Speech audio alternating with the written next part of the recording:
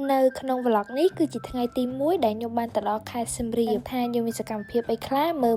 គ្រាន់តែចូលដល់ថ្ងៃទី1ខ្ញុំចង់បាត់ហើយដោយសារតែពេលដែលខ្ញុំជិះឡានមកនឹងខ្ញុំអត់បានគេងសោះហ្មងចឹងហើយគឺវាធ្វើស្បែករបស់ខ្ញុំនឹងរោលហើយស្ងួតទៀតស្បែករបស់ខ្ញុំចឹងគឺខ្ញុំត្រូវការខ្លាំងមែនតើជាមួយនឹងវីតាវ៉ាយដើម្បីជួយធ្វើឲ្យស្បែករបស់ខ្ញុំក្លូមានសំណើមហើយជួយកាត់បន្ថយរោលទៀតលេងបុណ្យអុំទូក 3-4 ថ្ងៃនេះខ្ញុំត្រូវ make up ស្ទឹងតែរាល់ថ្ងៃហីលេចអត់បានទេវីតាវ៉ាយតែធ្វើស្បែករបស់ខ្ញុំស្រស់ស្អាតរហូត outfit ថ្ងៃទី1ខ្ញុំនេះមិនដែរអ្នកទាំងអស់គ្នាខ្ញុំស្រឡាញ់ណានិយាយមែនជាមកគូលក្ខណៈ vintage មកតែក៏មើលពាក់រ៉ូបតែហក់ជិះសិនម៉ូតូខ្ញុំនិយាយមែនណាអ្នកទាំងអស់គ្នាអ្នកដែលគាត់មកលេងសៀមរាបខ្ញុំណែនាំមែនតើគួរតែជិះម៉ូតូកុំជិះឡានសារតែនៅខេត្តសៀមរាបស្បូរដំឈើធំមែនតើអញ្ចឹងពេលអ្នកខ្លះជិះម៉ូតូមកខ្ញុំធានាឲ្យថា fresh 100% មក